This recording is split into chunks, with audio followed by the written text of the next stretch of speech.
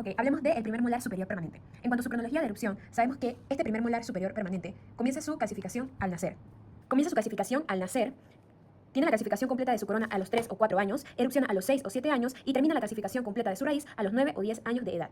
A este primer molar superior le corresponden las piezas 16 y 26. Su eje longitudinal tiene una inclinación de 0 grados con respecto al plano facial, o sea que es paralelo, y una inclinación de 15 grados con respecto al plano medio. Estos dientes son los más voluminosos de los dientes superiores. Su corona tiene una longitud semejante a la de los premolares superiores, pero es más ancha en sentido mesio-distal y más gruesa en sentido vestíbulo-palatino. Tiene una forma cuboide y está constituida por 4 lóbulos, a cada uno de los cuales le corresponde una cúspide. Tenemos 2 vestibulares, que son la mesio-vestibular y la disto-vestibular, y tenemos 2 palatinas, que son la mesio-palatina y la disto-palatina.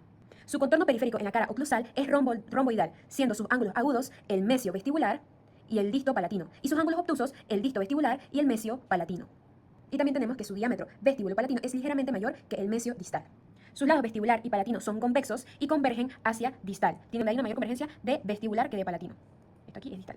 Sus lados proximales mesial y distal son también convexos y están orientados desde vestibular y mesial hacia palatino y distal. Tiene una dirección que puede ser paralela o divergente con respecto a mesial. Debido a esto, el diámetro mesio-distal medido en palatino es igual o mayor que en vestibular. Prácticamente dentro de la cara oclusal se encuentra la fosa central, de la cual parten 2 surcos principales, uno hacia vestibular y otro hacia mesial. El primero presenta una dirección ligeramente oblicua hacia distal y se prolonga sobre la cara vestibular. Está situado algo más cerca distal, separando las dos cúspides vestibulares, de las que la mesial es mayor. Este surco se denomina surco ocluso vestibular. Surco ocluso vestibular. El segundo surco es la porción mesial del surco central o la línea segmental central, que se extiende en dirección mesio-distal y termina en mesial, un poco antes del reborde marginal mesial, que está un poco antes, que está en la fosa mesial secundaria, de donde parten 2 surcos en dirección a los ángulos mesio-vestibular, el surco mesio-vestibular, y el surco mesio-palatino. Estos 2 surcos, el surco ocluso vestibular y la porción mesial del surco central, forman un ángulo levemente obtuso de 95 grados, dentro del cual queda circunscrita la segunda en tamaño de las cúspides, la mesio-vestibular. Desde la fosa principal central hacia distal, el surco central queda interrumpido por una eminencia que va desde la cúspide mesio-palatina a la cúspide disto-vestibular, uniéndolas la cresta oblicua transversa.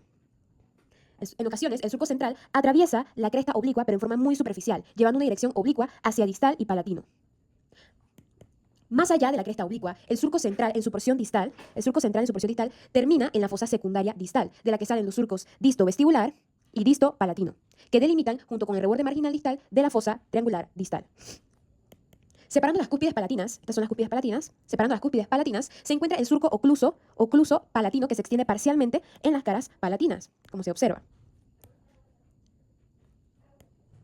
donde se inclina hacia distal, terminando en el extremo distal del surco central, continuando con el surco disto-vestibular. Este es el disto-vestibular y este sería entonces el surco ocluso palatino. En la cara oclusal, este surco está situado más cerca de distal, y entre él y el surco central en su parte distal forma un ángulo obtuso muy amplio. A veces se observa una continuidad en la dirección de ambos. Este ángulo que circunscribe entonces a la más pequeña de las cúspides, la cúspide disto-palatina. Cúspides vestibulares. Cada cúspide vestibular tiene 4 planos inclinados o vertientes. Son 2 vestibulares, que forman el límite vestibular de la cara oclusal. Ambas se unen en un ángulo de 120 grados en un vértice que constituye la cima de cada cúspide. Es decir, es una aquí tan y tan.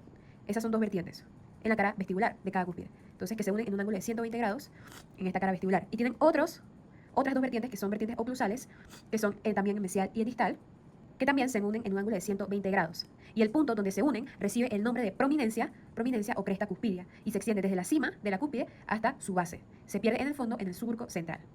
De las cúspides vestibulares, la mesio-vestibular es más ancha y ocupa un poco más de la mitad del área mesio-distal y está separada de la disto-vestibular por el surco ocluso vestibular, por este surco.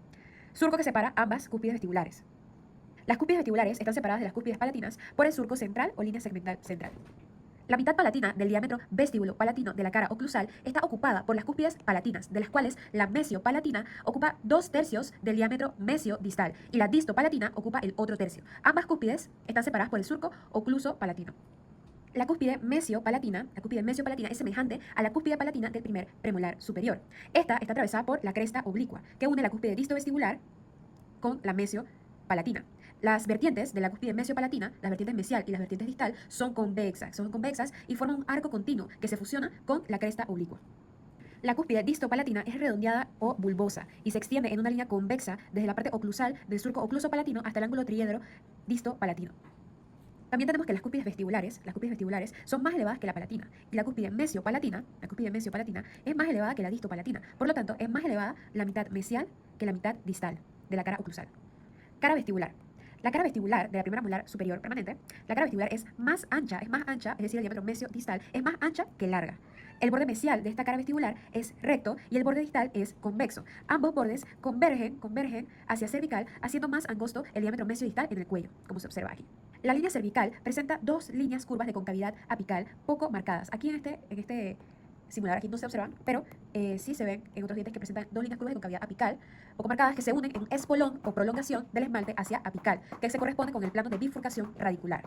Esta prolongación también está insinuada ¿hacia dónde? Hacia distal. En sentido cérvico-oclusal, la cara vestibular es convexa, estando la mayor convexidad en la unión del tercio medio con el cervical. Aquí.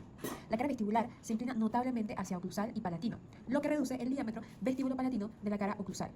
La porción vestibular del surco ocluso vestibular divide la cara vestibular en dos partes. Este es el surco. Algo mayor la mesial y de una mayor altura. Cada parte es convexa en sentido mesio-distal.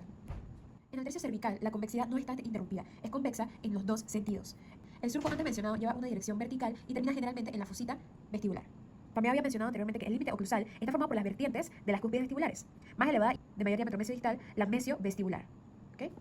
Cara mesial. La cara mesial está limitada oclusalmente por la cresta marginal mesial y el cervical por la línea cervical que desciende en dirección a la cara oclusal. En la cara mesial se observa un mayor equilibrio cuspideo que en distal, donde hay una mayor desproporción en el tamaño de las cúspides, como se puede observar, y un mayor desequilibrio en la línea cervical, ya que las mismas tienen casi la misma longitud, una para cada raíz. En la cara mesial, la proporción entre la curva vestibular y la curva palatina es de 2/3 y 1/3. ¿Okay?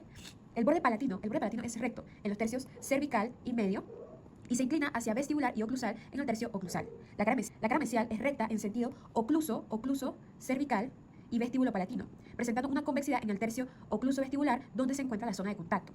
Además, en el tercio cervical existe una pequeña concavidad o depresión. En ocasiones, uno o dos surquillos, continuación del surco central, atraviesan el reborde marginal y se insinúan en esta cara. Lo mismo puede suceder en la cara distal.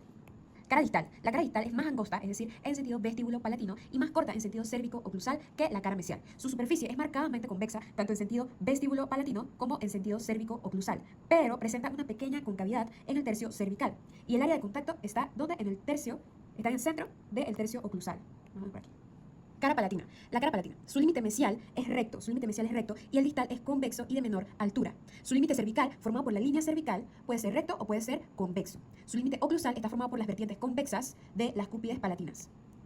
En dirección cérvico-oclusal, esta cara es recta en los tercios cervical y medio, y en el tercio oclusal converge hacia oclusal y vestibular. En los tercios oclusal y medio están divididas en dos por la porción palatina del surco ocluso-palatino, que emerge bastante cerca de la distal y la cruza oblicuamente. Rara vez termina en una fosita y se continúa con una depresión que puede prolongarse hasta la raíz, como se puede observar en el modelo. Se prolonga hasta la raíz. Debido a esto, la cara palatina se divide en dos partes convexas en sentido mesio-distal. La porción mesial es 2 veces más ancha que la distal y también de mayor altura, como se puede observar. En esta porción mesial, cerca de la unión de los tercios oclusal y medio, existe una prominencia redondeada que recibe el nombre de quinta cúspide o tubérculo de Carabelli, que es inconstante y de tamaño variable y normalmente no llega a alcanzar el plano de oclusión. Hacia oclusal, este tubérculo está separado de la cúspide mesiopalatina por un surco de concavidad apical. Hablamos de las raíces de la primera molar superior, conformado por dos raíces vestibulares, como se puede observar, mesiovestibular y distovestibular, y una raíz palatina. Las tres raíces se unen en un cuello común antes de unirse a la corona, a nivel de la línea cervical. Raíz palatina. La raíz palatina, como podemos observar, es la mayor. Tiene una forma cónica y su ápice es redondeado. Su diámetro mayor es el diámetro mesio-distal. Es aplanada en sentido vestíbulo-palatino, como podemos observar, y su cara palatina presenta una depresión en dirección cérvico-apical, como podemos observar. Y por último, las raíces vestibulares. Las dos raíces vestibulares son más pequeñas, más cortas que la palatina, y de las dos, la mesiovestibular es mayor. Están aplanadas mesiodistalmente y más extendida en sentido vestíbulo-palatino, adelgazándose para terminar en un ápice delgado. La raíz distovestibular es la más pequeña, cónica y delgada, más extendida vestíbulo-lingualmente. Eso es todo por hoy, porque les ha gustado este video y han aprendido bastante. Bye.